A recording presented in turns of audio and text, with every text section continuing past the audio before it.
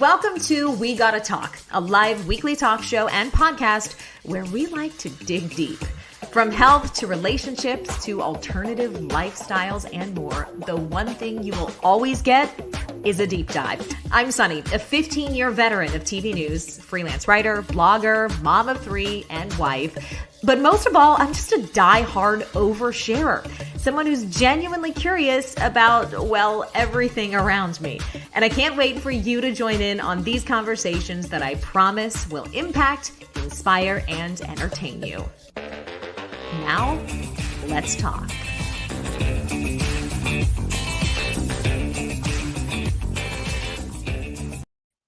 Hello, everybody. Welcome to We Gotta Talk with Sunny. I am Sunny, and I'm live in my closet. I hope the Wi-Fi doesn't totally crap out, but this is a special episode because this is the cool part about being on YouTube and Facebook and doing the visual part of this. So today's interview is with celebrity stylist and fashion expert Melanie Pace, and we get the benefit of actually showing you the things that we're talking about. So I've chatted with Melanie before on the podcast, but this is going to take it to another level because she is able to show us exactly how to put things together, give us examples of what she's talking about. So it's just going to be wonderful and great. If you're listening to the podcast version of this episode, make sure you go back and check out, just search Sunny About It on YouTube and this episode will pop up so you can see all the amazing stuff. Let's quickly chat with producer Rachel like we do to start every show to catch up on all things life. And Rach, as we're getting ready for the show, we were just reminiscing because we're in Orlando. We both worked in TV. Melanie styled and worked with both of us.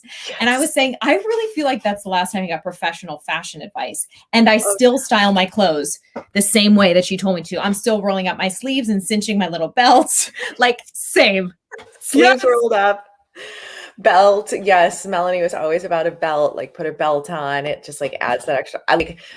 I'm trying to remember how I got introduced to Melanie, but I was working on a show and I needed to book guests and I was a host and I was like, Mel, like, you've got to do this. And she would come in and we would do like 3 segments at once. She'd bring all this stuff in. We always just like had so much fun. She's so awesome at what she does. She's so good. I still have an outfit. I still have an outfit. We went to the Mall of Millennia, if you all know, in Orlando. It's like the best mall. And I was like, Melanie, you have to help me. I'm on TV every day and I have like not the wardrobe for this. And I still have a skirt and a top. I'm like, oh, I still love this. And I think this is still stylish, but we have to ask her before you go. We'll leave that to Melanie to be the judge. But anyway. Yes. Oh my gosh. When we wrap, we'll bring you back on. Yeah. I mean, working in TV, sorry for the squeak on my chair here. You have to like walk that line in news between being professional, but also being stylish. And before I worked with her, I had never technically worked with anyone who was like a stylist before. Wow. And I was wearing these horrible boxy suits. And I was like, one step away from an 80s shoulder pad. It was bad. And I can't wait to bring Mel on to give the real deal on what was happening in my closet. But she came in, and what I love about her approach is that it wasn't like, okay, this is your list of things to go buy at the mall right now or online. It was like, okay, let me show you what you can do with what you have. And truly, it just opened up a whole new world to me. And I was like, oh, I finally look my age. I finally look like, a 28-year-old and not a 48-year-old. Not that there's anything wrong with a 48-year-old, but you want to dress your age. Yeah, she's got such great advice, and I love her personal style too, and just her whole vibe with her approach to like doing all the things with clothes. I don't think I'd ever had a personal stylist or like a professional saying like, this looks good, this is how you match colors, yes, this goes together, and like putting pieces together. It totally changed how I like look in my closet. I even had to do it this week for some other things I'm doing on air. I was like, let's see, like, does this shirt work with this skirt that Melanie picked out? And like, can I color block these colors? So I'm excited. I'm just as excited for this episode to produce and watch Melanie and you go through your closets because oh my gosh, I'm so excited. Yes, we're going to walk through the whole thing. All right, Rach, we'll bring you back on the flip side of the episode. Thank you. Let's bring in Melanie Pace. I already gave you guys a little bit of a brief introduction, but she's a celebrity stylist. She's a normal person stylist for people like me and Rachel too. And she's currently in Toronto, which is quite a climate change, Mel, from your Florida days. So how you holding up there? It's absolutely freezing here. So, Oh but gosh. get to look outside and it's beautiful snow. So you have to appreciate some aspect of it, but it is very cold. Totally Yeah. different from Florida. Totally. Oh my gosh. Okay, so Rach and I were talking about this as we led into you, and this is why I wanted to bring you on, and really dig into this from a sort of like holistic perspective, like not just fashion, like what's in style or what's on trend, but so many women are really, really scared to go in a store and find something to put together to wear, or even to venture into their own closet. So your approach has always been start where you are. Tell me why and how you do that, because I'm sure there are women out there right now who are like, okay, I know that works for some people, but it wouldn't work in my closet right now. And that's okay too, because every client that I meet has a totally different approach on what they want to do with their personal style. And some people say, I don't want you even to look in my closet, which is okay. And then there's another side that's like, okay, yes, I don't want to spend a ton of money revamping my style, but can we work with some of the things in my closet? And I really do try to encourage that. I think that it's important first to clear out. That's number one. And I know that you've done a lot of that this year, and that's kind of been part of your mission on simplicity and finding the things that you really love, because we are spending so much more time in our houses, in our closets, looking around, seeing how much clutter we have. So I think starting there is clearing out, kind of taking everything out of your closet and only putting the pieces back in that you really love, or that you just maybe aren't sure how to style. And then that's where you can kind of enlist in a stylist. I don't think that you always need a brand new wardrobe. You can definitely find little, gems, little nuggets in your closet that are going to be wonderful and fantastic because you bought them for a reason. But yeah, I think clearing out is going to be your number one thing. Yeah, I agree. You guys should go back and check out, I think it was, I don't know, 2 or 3 episodes ago, we did the whole living with less week. We talked to KonMari experts. I agree that clearing the mental space gives you the freedom to even have an interest in beginning to search for your style, which is what we're focusing on today. And I phrased it like that intentionally because style to me is different than fashion. Like we said, fashion changes, trends change, but people's style at its best, I guess, should be a representation of how they feel on the inside. So I want to lead off by asking, when someone comes to you and says, I don't know what my style is, even, where do you start with that? I think the first thing that you kind of encourage someone or even put their mind at ease is that it's okay. Like, it's okay that you don't know what your technical style is. I think I always ask that question because some people really know. They say, oh, well, I really love bohemian. That's really all that I wear. Or I'm very streamlined. I only like neutral colors. And so that's great. But there are so many people, especially people that enlist in a stylist, that have no idea what their style is. So I think it's really good to start out. Do you vacation with your family? I think that those little questions will really help you answer. They're into comfort. They don't love color. They live in Florida versus living in a really cold climate. So you really start to, without drilling them, getting to know them. And getting to know the person can really even answer questions for that person. Oh, okay, so you live in a cold climate, you're running around with kids, but you also work full time. So then you start thinking about, maybe she'll really like these stretchy skinny jeans, or maybe she's really gonna need a blazer or a jean jacket because she's in sundresses all the time. So you start kind of analyzing who they are as a person, and that's gonna start reflecting their style. So that could be questions we ask ourselves too. If someone is not prepared or doesn't have the ability to work with a stylist, those are some questions we start with. What do I do every day? Right. How do I want to look? You said something about color, like kind of deciding where you fall on that. I agree with that too. I feel like that's like a big indicator of a personality. When you question, oh, does this color look good on me? That's usually probably an indication that if you hold up a shirt and you go, I don't know if I love this color, you're usually answering your own question. Don't wear that color. Not to say that it's going to be terrible for you, but I think, when people do the color analysis and they meet with an expert and they can tell them exactly what colors look good on their skin tone and their eye color and their hair color, I think that's a great way to start. But also, don't be married to that, because if you're not into green, if you're not into pinks, if you're not into white, a lot of clients with super blonde hair and fair skin, they don't love the color white or cream on them. And again, that is okay. There are no rules in fashion, and that's what I love about it. If somebody tells you not to put too many accessories on or don't wear this color or whatever, do you. Oh, I love that. I love that. Actually, and we're going to, guys, anyone who submitted questions, which we got a really great amount of questions. I picked as many as I could. Okay. So I'm going to sort of intersperse them, Mel. Usually in the show, I like to kind of throw the Q&A on the end, but you brought up the color matching thing. And I know there are professional services who do that for people. And the question that one of my Instagram friends asked was, how do you know what colors are right for you? I'll take that a step further and ask, is it worth investing in that professional service where they scan your skin tone, et cetera, and find out what's what? Or can you do that on your own? I think that you should enlist in doing it. Why not? I mean, it's the same thing that we do when we go to the dermatologist, or when we have somebody come out and look to see for organizing our house or interior decorating or whatever. I think that if you want to enlist in something that's going to eliminate one less stressor in this world, why not? And plus, like, maybe give it to as a gift to a friend, and then you can kind of gift it to yourself as well and say, hey, this is what we're going to do today. So think of it as a fun kind of interactive way that you can really tune in on your style, your closet, and why not? Yeah, I love that. There was one online service, and I don't know if they're still in business, but do you know anyone offhand who you can recommend, or should we just be searching, like, I don't even know what you would search, professional color matching service? What do you look up?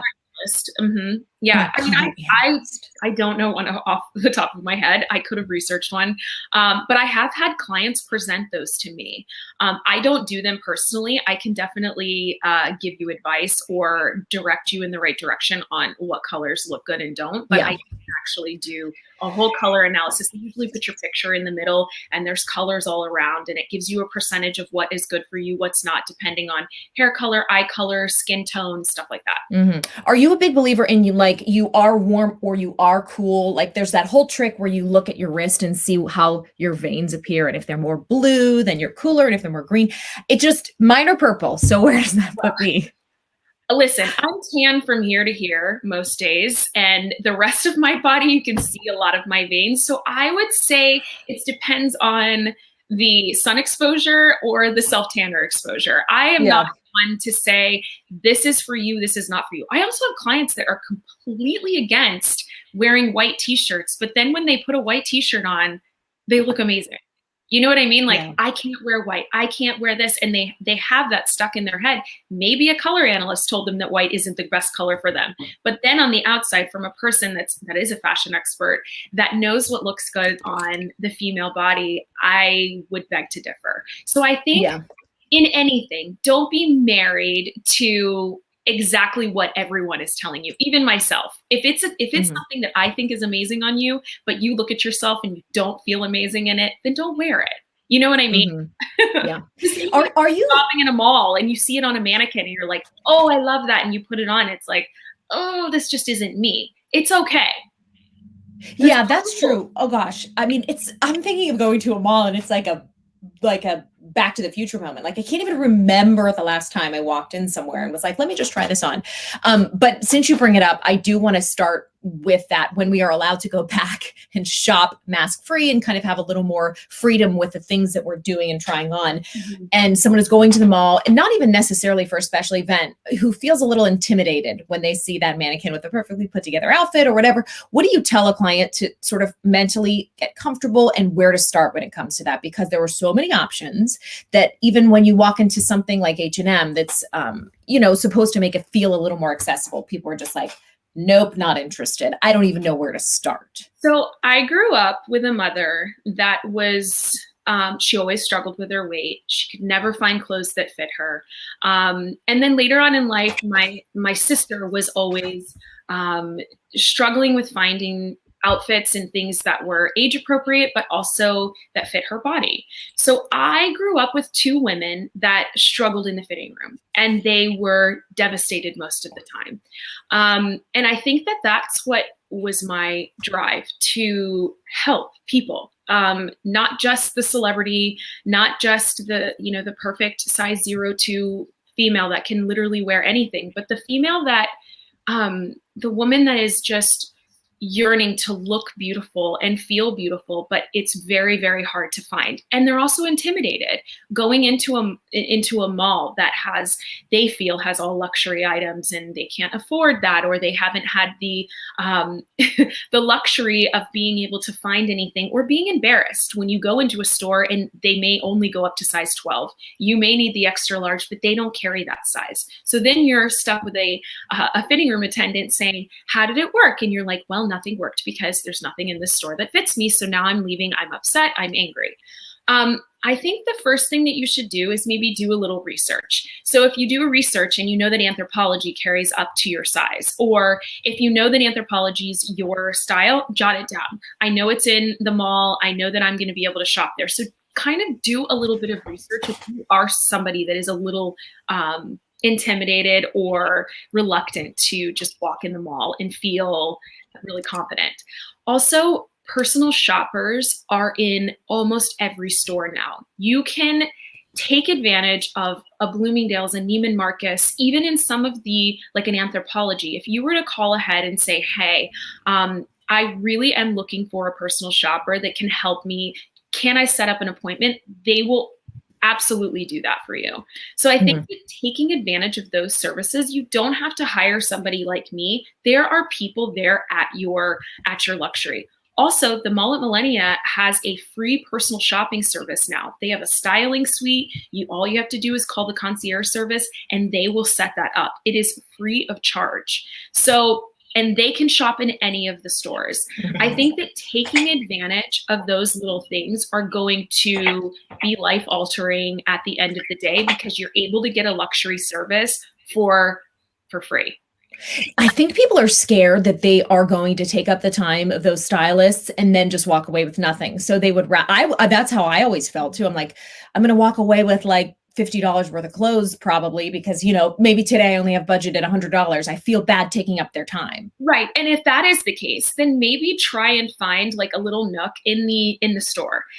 Sometimes I even would take my clients into kind of a hidden fitting room where you feel like there's not a ton of people around. No one's going to bother you and say, hey, what size do you want? And what's this? And what's this? And they follow you around, because that's also very intimidating. So kind of say nicely, I'm good. I'm really trying to figure some things out. You might actually end up meeting a friend that way, and somebody that you can kind of trust. And then they end up almost being your one-on-one, but they know that you are a little intimidated, a little reluctant. And again, every store is going to be different. You're going to have a different experience everywhere you go, but try to just navigate it. I always say, like, almost go into a figure eight. Instead of being overwhelmed, start to the right, kind of veer yourself, go all the way back around, go back to the middle, and then head out. So if you kind of shop in a figure eight and you only look at the things that are going on around you, instead of looking up, kind of stay in your zone. That makes total sense. Yeah, no, I'm guilty of like going in and seeing the big picture. Right. And you're blocking out who's coming at you. Oh God, here she comes. Here comes Barbara. No, I don't want to talk. Oh my gosh, it's so funny. It's why Andrew, my husband, will like not go into a mall ever. He's like the stress of people like talking to me. I'm like, oh my God. Yeah, but it's true. I'm not intimidated going to the mall. I'm like the most confident person going to the mall. Put me in the grocery store, I have a panic attack. Put me in the mall, I'm like, I can shop in 10 minutes for a whole wardrobe. Like, just give it to me and let's go. But still, if I feel that like pressure, and especially because a lot of the times when I am there, I'm kind of pulling and I'll pull extra, and it's not going to be the full sale. Like, you're not going to get all of that commission that I'm pulling from, because I'm gonna just tell you that straight up, But I think that if you just kind of keep your head down, block out the noise, really kind of like tune into your Rachel Grayson meditation, really tune into what you have going on to the task, it'll make shopping so much easier. What do you notice? Get on your phone. Call a girlfriend. Hey, the fake phone call. What's going on? Fake phone call or a real one? Yeah, you're like, wait, hold on. Mom, hold on 1 second, please. Cool, I gotta go. Oh my gosh, I love that. I've been guilty of pulling that trick, not in stores, but in other places. But they alone if you're on the phone. I mean, and not to say that sales associates can also be amazing for you. I mean, I've like Allison Creek, for instance. I don't know if you ever knew her from Bloomingdale's. Yes, I love her. She's amazing. She doesn't work there anymore, unfortunately, but she was kind of one of those people, a text message, a phone call. She set up all of my clients. Everyone knew her. And if you find someone like that, you're golden.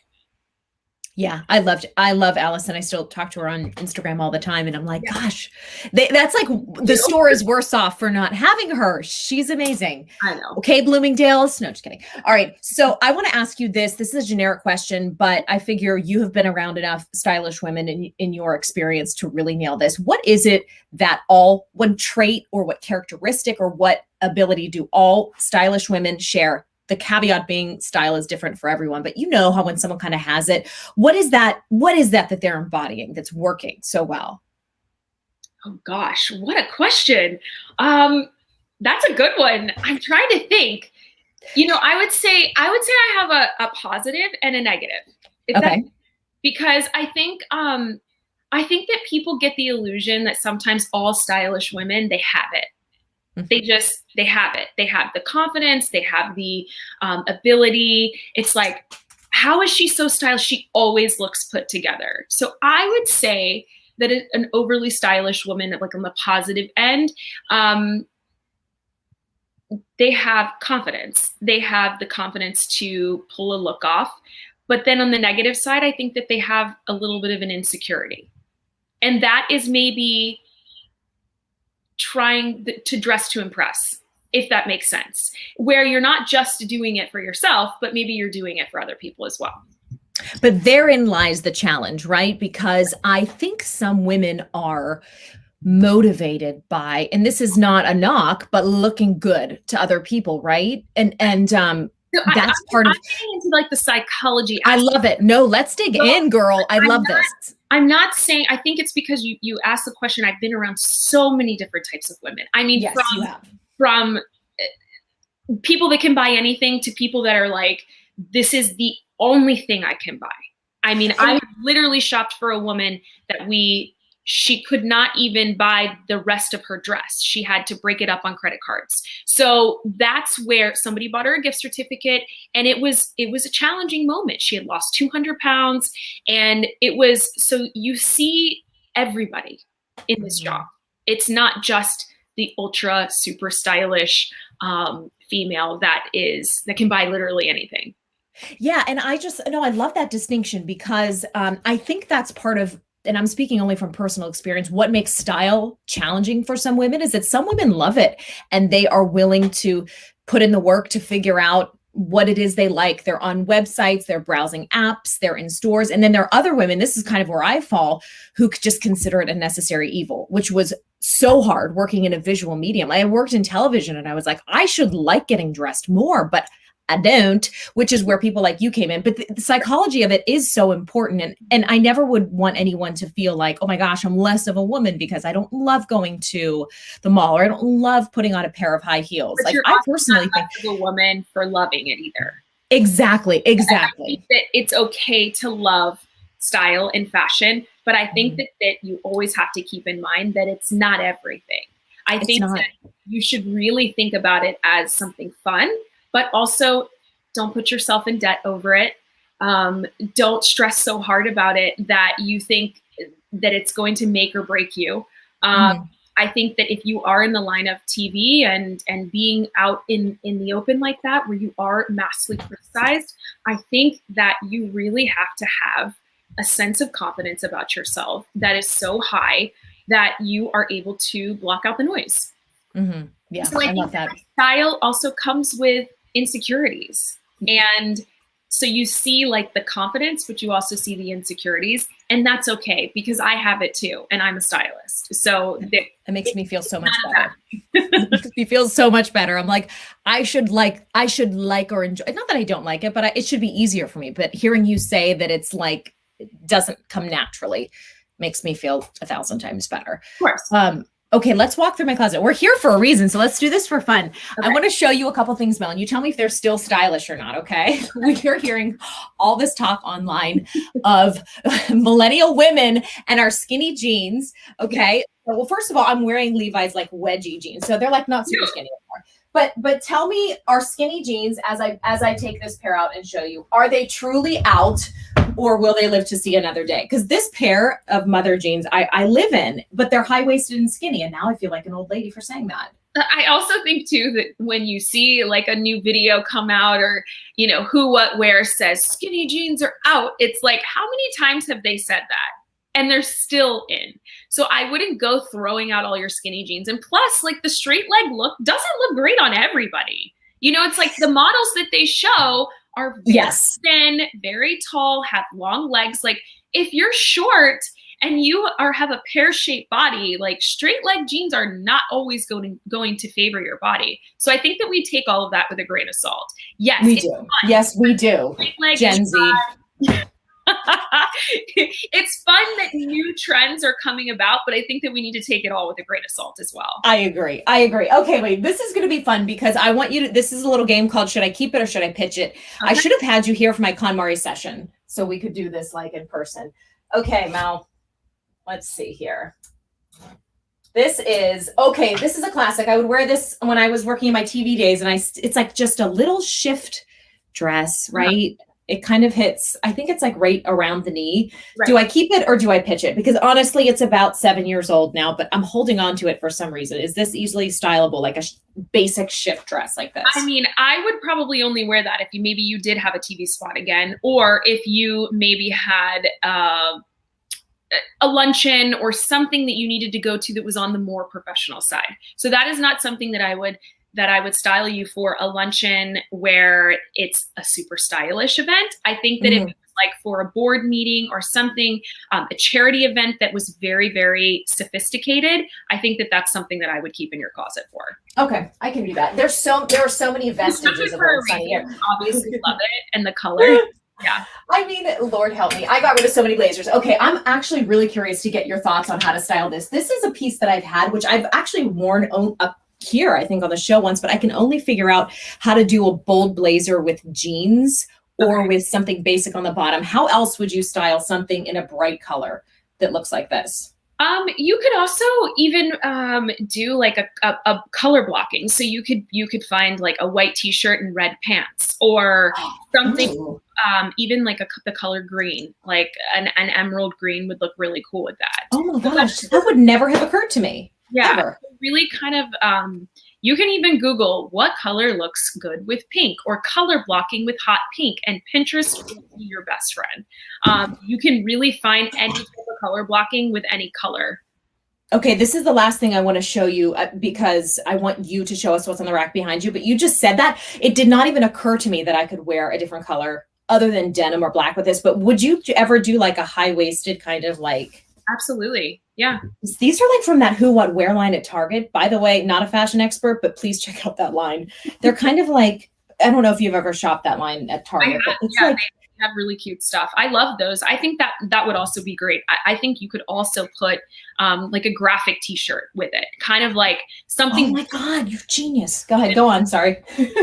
Maybe even like an actual vintage t-shirt. I love going to vintage shops, and even here in Toronto, they have amazing, just all vintage t-shirts, and finding those, or find a men's t-shirt or whatever and put it on, kind of tuck it in and make it just super like casual. So would you tuck in, like I love the idea of the vintage, like concert tee or something like that. Would you tuck it in the front? I only have just like in the front. I know it's a paper bag, so that it might not work the best, but if you just kind of tuck it right here in the front, or what else you can do is tie a knot in the back to where it eliminates some of the excess t-shirt, and then you can just tuck it in the front and pull it around.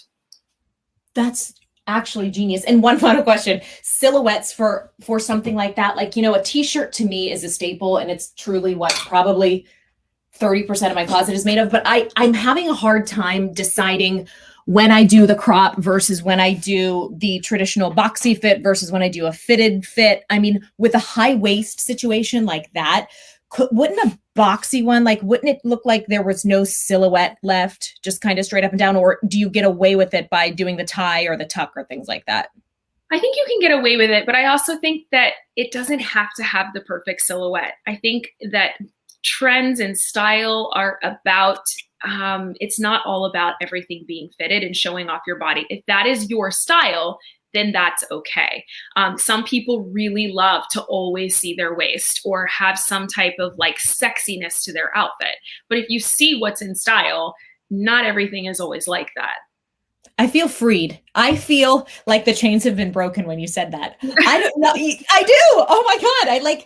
Because I was always taught that when you expose one, you cover another, but there's always some element of curve showing or sexiness or silhouette in some way. But you're right. I'm thinking style is that way though. I mean, some people don't like the word sexiness. Some people love the word masculine, and some people love the word like flowy or there's different, everyone has a different idea of what their style is. And if your style is sexy, and then you may not wear something that has a paper bag waist that's high-waisted, also with a super flowy shirt, but some people will.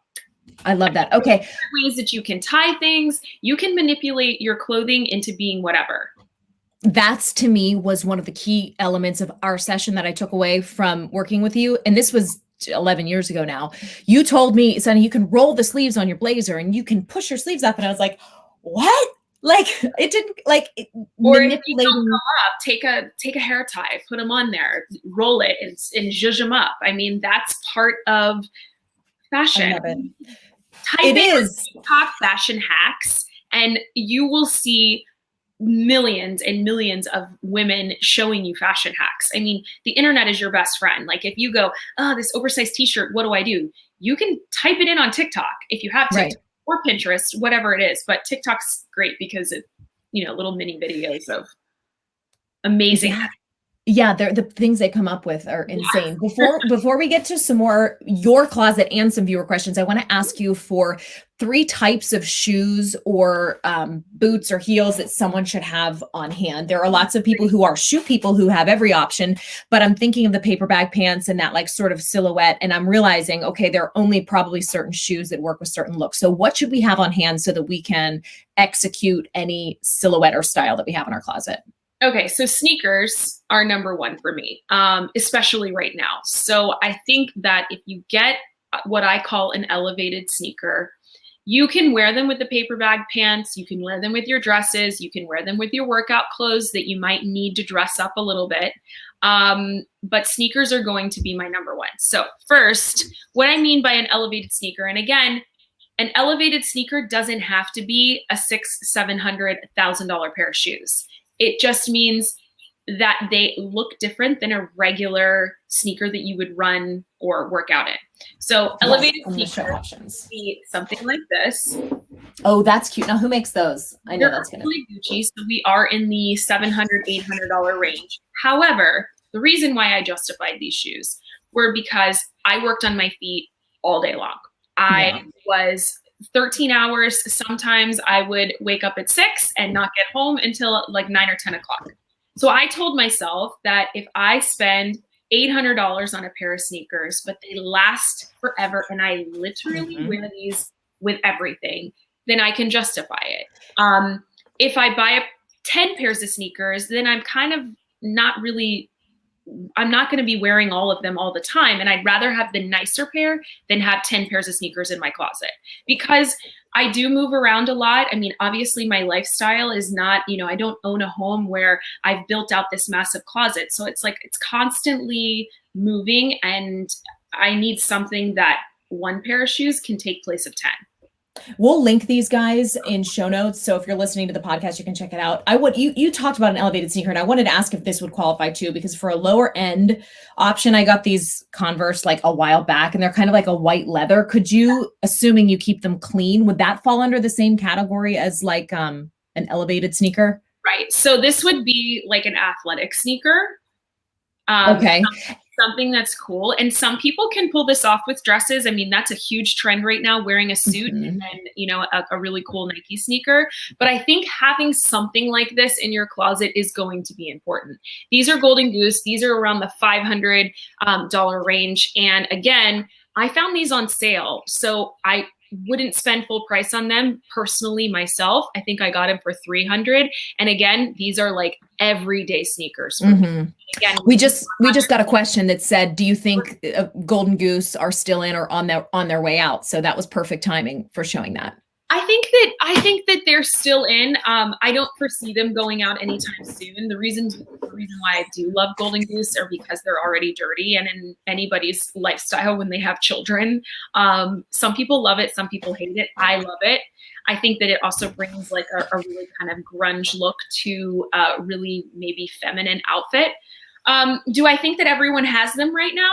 Yes, but I also think that they work and I like them. So I think that it just depends on if they're out, then fine, but I'm going to continue to still wear them. Yeah, love it. Okay, what else do you have down there as far as shoes and styles are concerned? So having a shoe like this, that's very minimalist. So Stuart Weitzman makes them. You can find them at like Sam Edelman. You can find them at any price range. These were a gift from my husband, so that's the reason why they are Gucci. But they are the only pair that I have. So describe what the style is, Mel, for anyone listening, what that style of shoe or heel is. It's almost like a nudist is what they call it in Stuart Weitzman. That's who's really kind of known for making this style. It's almost like a barely there. So when you put it on, you know you have a shoe on, but you can still see your legs. They're so elongated. Some people will fight that this kind of, you know, cuts your leg off, but because it's so tiny and so dainty that you can hardly see it. Yeah, so an ankle strap and a tiny little band across the toes. Right. Shockingly, these are very comfortable. You can also buy the little foot pads here. You can also buy them in a little shorter. And again, I'm a big believer in investing in shoes because I wear them all the time and I don't buy a ton of them. So I've learned that. I feel like I've had hundreds and hundreds of pairs of shoes in my closet in the past, and I always go to the same ones, and they're always the expensive ones. So what am I doing with a bunch of crap shoes when I could have spent 10 times the amount on the one classic pair of shoe? I think that's my style evolving and me figuring out the things that I really love. I love that. Can I just show you something really quick? You're talking about like styles lasting forever. I have had these shoes. Now, admittedly, they went out, but they're back in for what is 2003? I don't know. How many years is that? 18 years?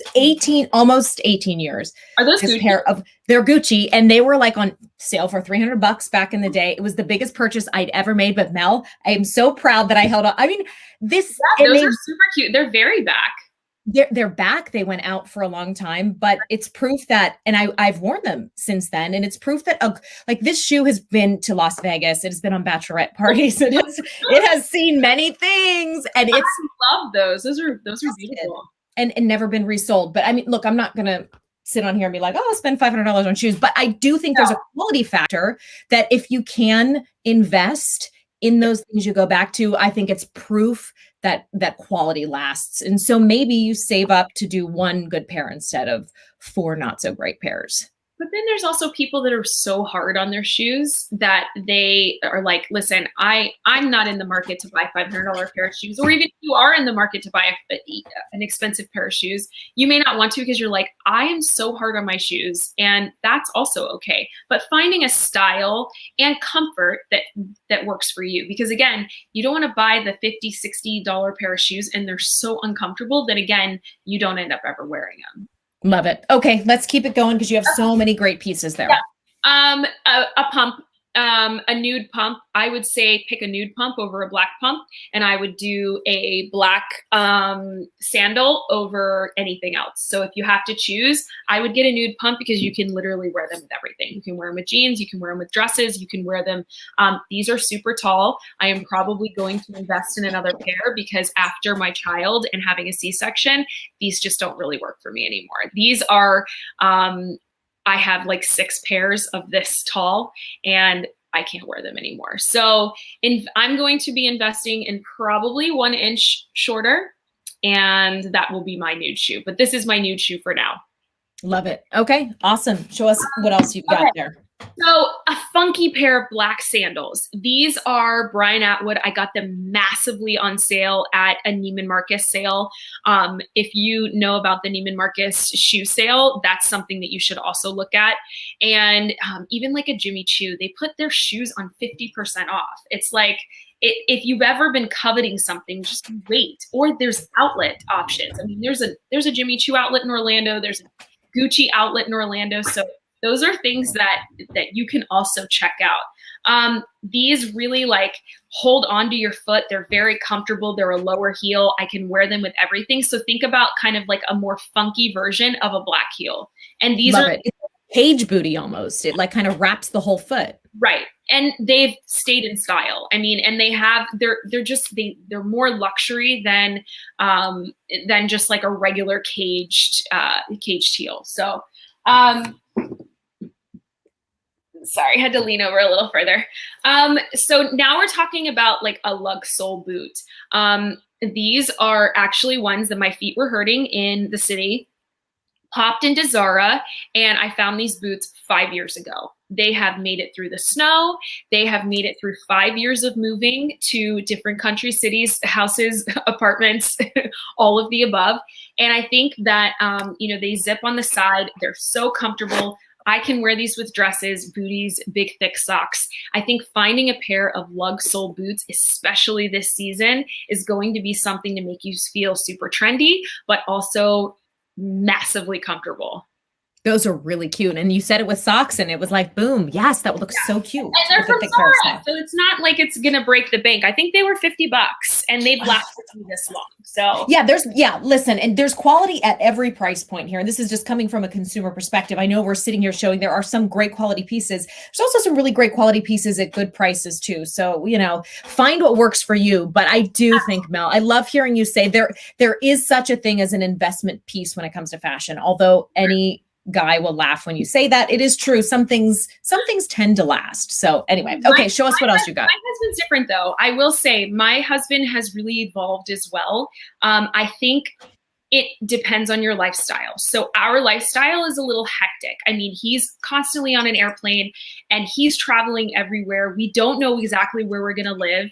And I think that right now, I mean, he has gone through his closet and he's like, I only want nice pieces. And he doesn't buy nice pieces all the time, but maybe every season he has like 3 or 4 different, maybe button downs, pants, or a pair of shoes that he buys. And he spends more money on it because he doesn't want all the clutter and all the madness. So it's almost like learning from a man, the simplicity of their mind is intriguing.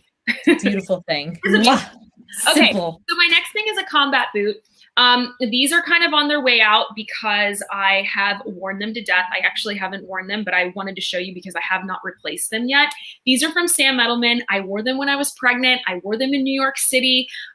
They, again, massively comfortable, very stylish with dresses. You can make a very, very feminine dress, very cool and stylish by putting on a funky pair of combat boots. They're also making combat boots very streamlined and simple, where you don't have all the, the buttons in the detail. But again, a really great price point. I think they were $149 and they've lasted me 3 years. So awesome. Yeah. Love them. Another funky thing that you can add into your closet right now is a square toe, even a white boot. So these have also lasted me. They're Mark Fisher.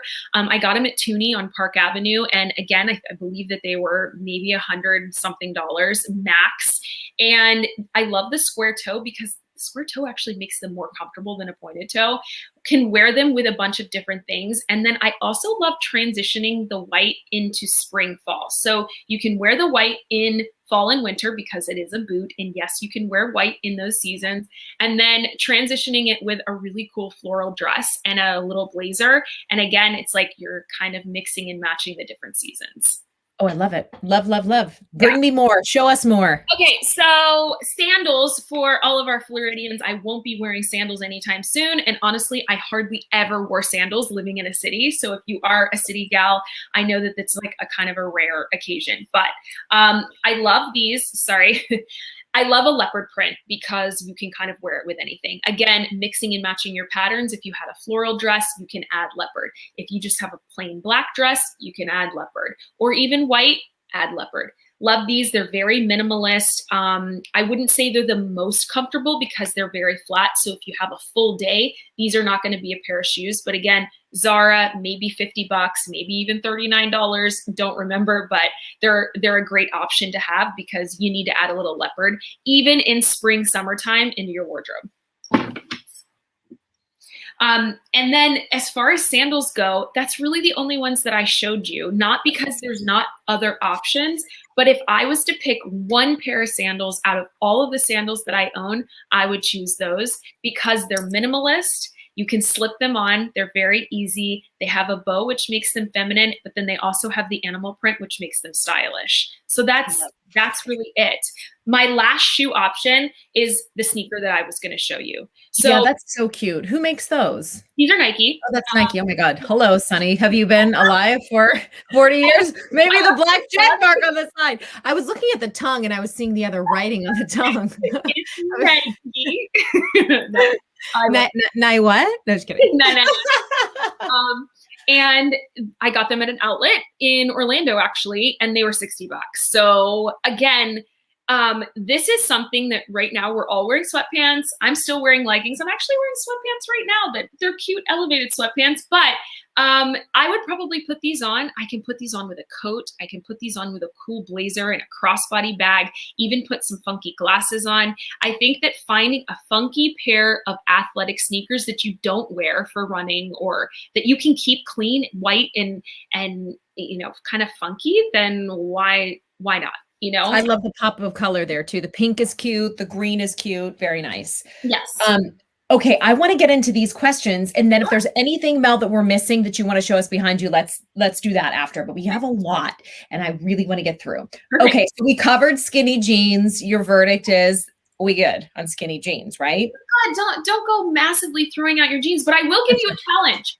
Try on your jeans, pull them out, put them all in your bed, grab yourself a glass of wine and just try them on. You're going to sweat. You're going to cry. You're going to be pissed off. You're probably not going to ever wear them again after that because I can honestly say I don't really wear jeans much anymore.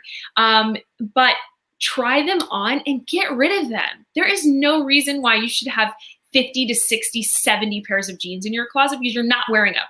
I love that. I do. I agree with that. And, you know, I found a style that I like. I'm a high-waisted kind of gal, whether they're a straight leg or a skinny, like that's my vibe. I'm never going back. If low rise ever comes in, just check me in. They need to stop posting Jennifer Aniston because I even did something on my Instagram one time and I showed that Jennifer Aniston was bringing low rise jeans back. And I was like, oh, hell no. Like, and some people were like, oh God, I don't wear anything but low rise jeans. And I was like, what? How? You have not had a baby.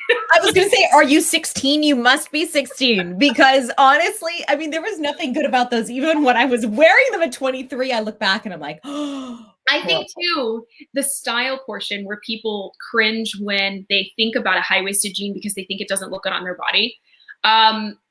If you try them on, if you have long, say you have a long torso, the higher the jean is going to break up your torso. If you think you have long legs, maybe do a mid-rise. You don't have to do a high-rise. But I will tell you, if you have a long torso and you are a tall woman, a high-waisted jean literally makes your body look a million times better. Even that is me. Yes, that is me. Yes. I mean, I have this weird situation. You can't really tell now, but going on where it's just like I feel very revealed, but we're on video. But like my waist starts all the way up here. And like, so, and nothing but a high rise will like even get to, this is a high rise and it still doesn't hit my waist. And it makes me, it gives a wider look when I was wearing those low rise because it was hitting at a place that was just really the worst place. Yes, my waist is unfindable. I tell Andrew, I'm like, I need bespoke jeans. He's like, just stop right now. I'm like, but seriously, nothing fits my weird waist. It's awful. Okay. Anyway, all right, let's get back to viewer questions here. Sure. Here's this one is specific. So I love this. I'm struggling to find some middle ground between athleisure and her professional look, which happens to be in TV. This is our friend Carla Ray from Channel 9. I literally have no style. Help, she says. So this is a common issue, I think, too, whether or not you're in a visual medium. You have your work clothes, which tend to be dressy, and you have your strictly leisure clothes, which are super casual. So how do you build that middle wardrobe? I think that it's really finding pieces that can kind of work with both, as far as like jackets, elevated sweatshirts, t-shirts. So maybe even if it is a t-shirt or a blouse that you can wear with athleisure. But again, I know the big question is, how do you do that? So I actually pulled these out. This isn't something that you'll be able to wear for obviously on TV, but these little bomber jackets that have the little elastic waistband here, that have the elastic here, that you can kind of just like easily zip up. You can wear those with a nice, so I could wear this out to dinner with a nice like fitted, maybe even like black tank top and a pair of high-waisted black jeans and heels. And Oh, I love that. Like I would wear that. But then also I would throw these on with a athleisure pair of pants and maybe the same tank top, maybe a pair of sneakers, a cute pair of sunglasses that are maybe a little bit more funky, a little like elevated crossbody bag, and you have a totally different athleisure, but you're wearing the same shirt. If that makes that jacket. Oh my gosh, it's Forever 21. Oh, I love it. It's so cute. So you're telling her like, yeah, you can elevate some of those more casual pieces, but what are some good like middle of the road staple pieces? Say we want to look put together walking down Park Avenue or walking down your downtown area in your hometown, like that's not yoga pants, but it's not total workwear. Right. So what if you took like these elastic pair of like palazzo pants? Okay. They're not all the way pants. You could wear these with this. Oh, that's so cute. She's holding up the black heels. It's about work right now. So you have this, and then you have your black blazer, and this is a work outfit. Okay. Love. But then if you want to make this more funky, you could do this with your sneaker, and you could add a jean jacket. Oh my gosh, I love that, Mel.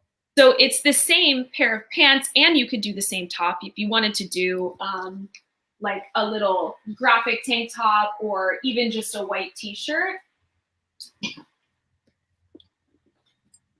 Oh, I love that. And and what I'm seeing, guys, this is why just definitely check out the video if you're listening on the podcast. Well, all the clothes behind Mel are vibrant, and I'm looking at them individually and I'm like, I don't know if I could ever make that work. But when you see them all together, it makes total sense. You don't have to be afraid of color. No. And I think that just visualizing maybe a few pieces, you're going to have different clothes for work than you are for your everyday. You're not going to be able to be somebody in TV or where every single piece that you buy works for both. Maybe if you're a genius and a master worker, but I feel like there's going to be items that you buy for work versus your everyday life. I think that separating those in your closet is also really important, where if you know that it's just a work outfit or a work top or dress or whatever, put it aside. Only for work stuff. Don't pepper it into the other things that you're really like looking forward to wearing, Love it. Okay, this is the next one.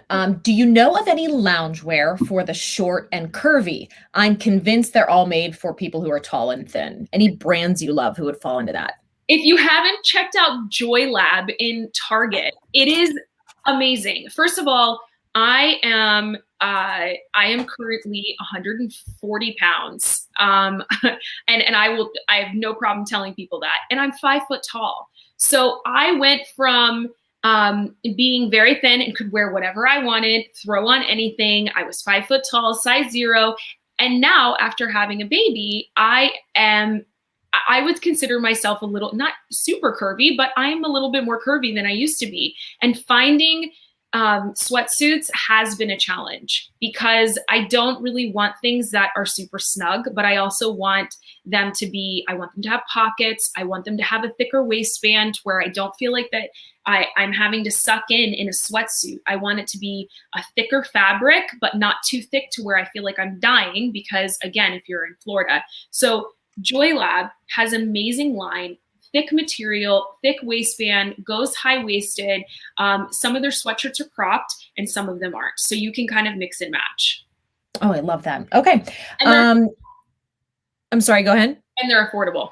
Oh, I love that. Yeah. I mean, Target, we kind of dump on fast fashion sometimes. And I know that in some of my sort of journey toward paring down my closet, I've tried to stay away from those brands, but I will say that is the one store that's been an exception for me. I just pulled out those Who What Wear pants. I mean, I have blazers from some of their like little lines that are specific to their store. They put out quality stuff, and their underwear are really good too.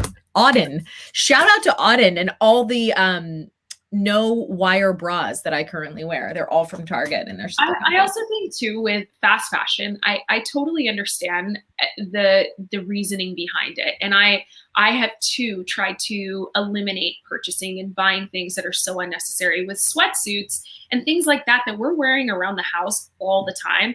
I am not spending $200 to $200 on a sweatsuit. Ain't happening, because I'm probably going to keep that sweatsuit for maybe 5 or 6 years, and I'm going to wear the crap out of it, and I'm going to clean house in it, and I'm going to go and, it's like, there's no chance that I'm spending that much money on a sweatsuit. Love it. Love it. Love it. Okay. The next question says, I'm going through menopause, so nothing seems to fit, or I look, these are her words, thick and pudgy. Help. So I think for stuff like that, don't put so much pressure on yourself. I think that I'm guilty of that too right now, because I'm not in my own body, and definitely learning how to make a shift and figure out what the new body is. I don't really love wearing jeans anymore. I just don't. And will I style people in jeans? Yes, but my body right now just rejects jeans. So I think that if you are feeling insecure in different ways or different spots in your body, I think that almost first mentally accepting that maybe right now pants or jeans or whatever it is that you put on may not work for you. Sunny and I were also talking yesterday about kind of accepting a size, accepting that you may be a size up, that you may have to maybe shop in other places, or the styles that worked for you before aren't going to work for you now. And that's okay too. That's actually kind of exciting, because now you can explore new things. I think with having problem areas maybe in your stomach, I'm assuming, because menopause really kind of makes that stomach kind of pooch out for absolutely no reason, and there's nothing that you can do about it. I think that maybe finding like an elastic waistband type of pant that is really kind of fun and stylish, almost like the little Palazzo pants that I showed you here. They do have an elastic waistband. They come a little bit of at a higher waist, and then also kind of creating that waist for yourself. So maybe if you can find like a shorter kind of cropped blazer, or a blazer that has like a button right around your waist, don't fasten the button, but something that kind of cinches right at your waist. Then you can kind of hide those imperfections that you feel are imperfections. That is wonderful. And that's so many good practical tips there. This next one says, I would like to know how to wear shorts as a tall yet curvy girl. I'm self-conscious of shorts, but not skirts for some reason. So yeah, tall and curvy. It sounds like a beautiful body, actually, to be tall and curvy. You get the best of both worlds. But the body that's in right now. Yeah, that's like amazing. But she said she's self-conscious of shorts for some reason and not skirts. So yeah, don't even try to get comfy. I mean, again, my thing is this: just because everybody else is wearing them, just because you may want to wear them, doesn't mean that you have to wear them. I think that there's no rules on if you have to wear shorts. If you want to wear shorts because it's hot and you want to figure out the way, another really great option for that are like the high-waisted paperback shorts that you can kind of put a little heel on and make a little bit dressier, also elongates your legs. And, when you put a little heel on, it kind of tightens up some of your muscles and makes your legs look longer and leaner, especially when you're like really working to stay on those heels. But then going a little bit longer, putting something a little bit tighter, maybe a little bit sexier on top, and wearing a paper bag short, that's an option. But I love a paper bag moment. Shorts. Yeah, that's true. I mean, sometimes it's just okay to, what I'm hearing you say is just not be into a trend or a style, and to know that, okay, that's not me. Because when you walk out the door and you're in something that you're not comfortable in, it makes for a bad day. It makes for a bad mood. It makes for a bad day. You're not confident. I mean, I'm so much more confident in a dress right now, and a pair of heels and a blazer, than I used to be in like a tight, high-waisted pair of jeans. And, I need to feel comfortable and confident, because that's the whole point of this, right? Absolutely. Okay. This is kind of a more generic question. How do you update your wardrobe affordably in small steps, especially if it's mostly casual attire? I think we actually kind of spoke about doing the capsule wardrobe. I think that less is more in this situation. Not putting a lot of trends into your closet, but really focusing on staples. So each season kind of adding maybe 2 or 3 pieces. In seasons, I mean, there's 4 seasons, and really kind of sticking to those key pieces in your wardrobe that you absolutely love. And then each season adding a couple of pieces, but also getting rid of a couple of pieces that maybe just don't work for you. So I think in your situation, keeping less is more. And then also like find things on a budget. I mean, you can see here, like I have a pair of Gucci sneakers and Gucci shoes and nice handbags, but then I also may not spend as much money on my clothes, but I keep them. I'll dry clean a Zara shirt. I have no problem doing that. Yeah, taking care of the pieces that you love. I wrote this week on the blog about, it's not even in a luxury brand, it's Aqua at Bloomingdale's, and you styled it literally when you visited my house 10 years ago, and I still have it and I still wear it. It's like, a little 3/4 length sleeve. It's got a little ruching on the side. It's a black blazer. I still feel chic in it. I took care of it. I made sure that it was clean over all those times I wore it in the news, and that's it. It has life in my post-professional. There's so many options for fast fashion, and you don't have to fill your closet with so much fast fashion. And that's why I say fast fashion doesn't have to be every season you get rid of it. If you keep it, some of the fast fashion items, when some people say, oh, I'll just throw that away next season, I'm like, oh, well, I'll take it, because I love wearing Zara and Forever 21, and I don't shop at Forever 21 as much as I used to. But definitely finding like really nice items. I'll spend items on things that I wear all the time. Like I will spend money on jeans. I will spend money on handbags. I will spend money on sneakers, but I don't have a closet full of them. Love it. Okay, next question. How do you style short ladies with small waists and wide hips? Well, luckily, there's so many pants that are made that way. So Good American is a great brand. Kardashians came up with it. They obviously are the queens of small waist, big hips, big butts. And it's been a blessing for people that actually naturally have bodies that way. So yeah, that's a pretty awesome body. So yeah, it's a great body. So I think that finding some jeans and pants, things that fit your body that really show off those curves, that especially if you're really confident with your body. But Good American is a great brand to check out. Okay. We covered this one already. We got so many questions about the skinny jeans, which I love because it's all my fellow elder millennials everywhere right now. What about the part, Mel? Should I get rid of my side part? For anyone who doesn't know what this is about, there was like some kind of TikTok videos that have gone viral about how you can tell who a millennial is, or in our case, an elder millennial, because they have skinny jeans and side parted hair. So wait, let me just fix my part. I'm middle part now. You always rock a mid part though, so you're good. I think the middle part for me was just always, it's naturally where it fell versus a side part. I'd always have to like force a side part on my head. But yeah, I think that again, like that's kind of a fun thing to follow. Like, why not change it up? And if, obviously we all want to stay young and in the trends, but why not change it up and do the middle part? And like now, instead of when your colorist is highlighting your hair, tell them that you want to do the middle part, because sometimes they'll highlight your hair and not, make sure that these pieces in the front are highlighted properly, and then they're still parting it on the side. Your color is looking fierce and amazing. Did you get that done in Toronto or did you get that done down here? Okay, so I did get it done in Toronto, but I will tell you, it was the most expensive experience of my life. And when I came home, like I was kind of paralyzed and my hair looked amazing. Like it's probably just, she's so good at her job. And I found, of course, the one lady that had like a 6-month year book out process. And when I got home, it was one of those things where Richie's like, did you have fun? I'm like, yeah, it was amazing, but I can't tell you how much it was. And he's like, tell me. I'm like, I just can't. I can't even say it out loud. Like I can't tell you how much it was. I just can't. And so we're among friends here though. So you're going to tell us, right? Okay. So it was $900 Canadian, which is about $700 and something.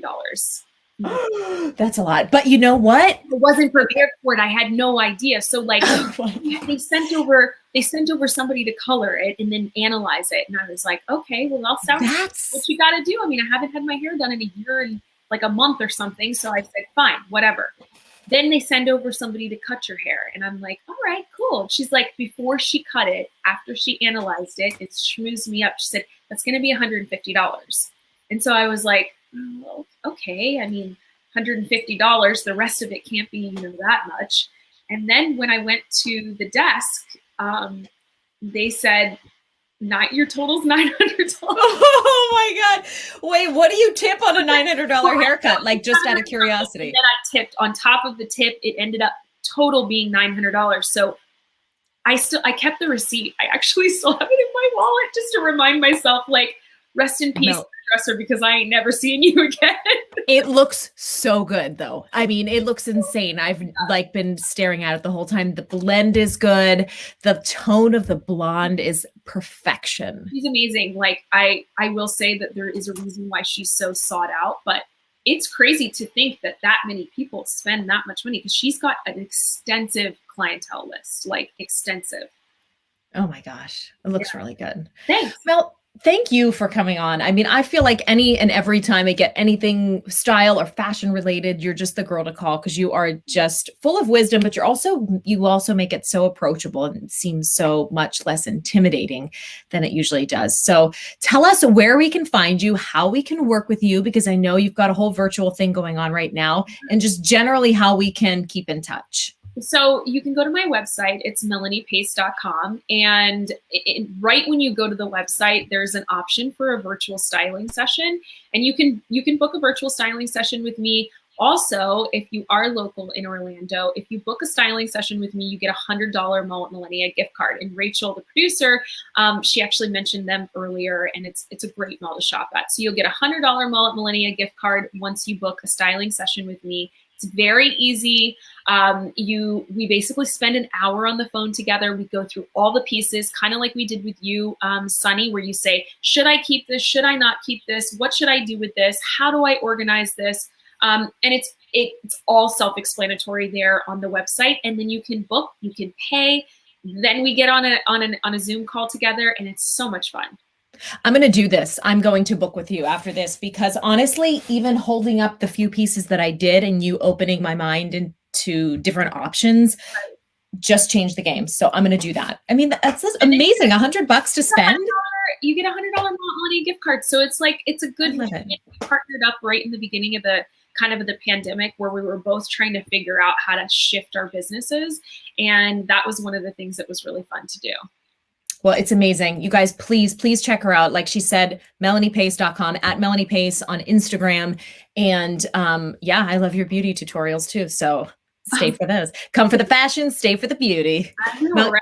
Yeah, it's kind of all intertwined. You know that. It is, and I love that we can have conversations about this stuff. And it doesn't mean, that just because you care about what's happening out here, that you pay any less attention to what's going on in here. As women, we know it's intrinsically connected. And I just love that you help to lift that out of women, that confidence.